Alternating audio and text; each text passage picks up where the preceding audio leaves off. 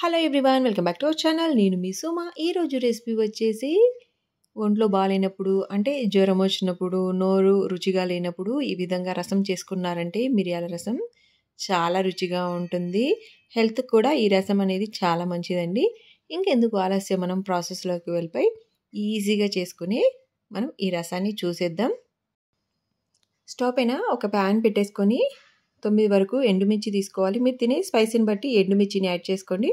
2 table స్పూన్ల మిరియాలు, 2 table స్పూన్ల కందిపప్పు, 2 టేబుల్ స్పూన్ల జీలకర్ర, 2 టేబుల్ స్పూన్ల ధనియాలు వేసేసుకొని ఫ్లేమ్ సిమ్లో పెట్టేసి చక్కగా ఫ్రై చేసేసుకోవాలి. వీటిని ఈ విధంగా కలుపుతూ ఫ్రై చేసుకోవాలి.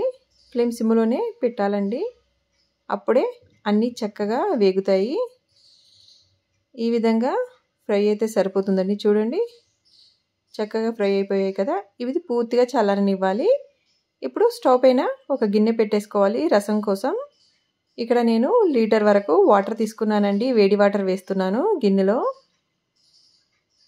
ముందుగానే పక్కన వేడి చేశానండి. ఇప్పుడు ఇందులో ఉప్పు వేసుకోవాలి. ఉప్పు అనేది రుచికి సరిపడా వేసుకోవాలి. అలాగే చింతపండు చిన్న నిమ్మకాయ సైజ్ అంతా రసం తీసేసుకొని అది కూడా వేసేసుకోవాలి.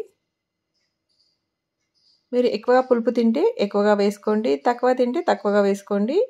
ఇలా వేసేసుకొని ఒకసారి కలిపేసేసుకొని పసుపు 1 టీ స్పూన్ వరకు వేసుకోవాలి.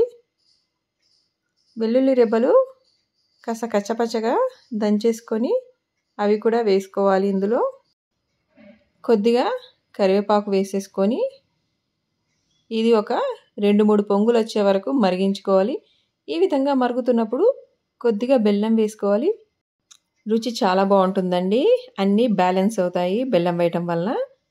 మనం ముందుగా వేంపుకున్న పప్పులన్నీ చల్లగైపోయాయి కదా, ఈ విధంగా పౌడర్ లాగా చేసేసుకోవాలి.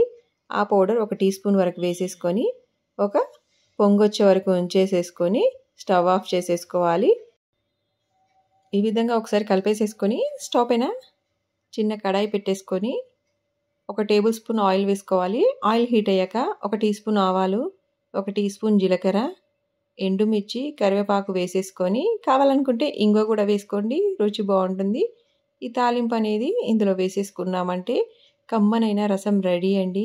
చాలా అంటే చాలా రుచిగా ఉంటుంది. వేడి వేడి అన్నంతో, ఇడ్లీతో చాలా బాగుంటుంది. మా ఈ రెసిపీ కనుక మీకు నచ్చినట్లయితే లైక్ చేయండి, కామెంట్ చేయండి, మీ ఫ్యామిలీ మెంబర్స్కి, ఫ్రెండ్స్కి షేర్ చేయండి. Thank you for watching. Bye everyone.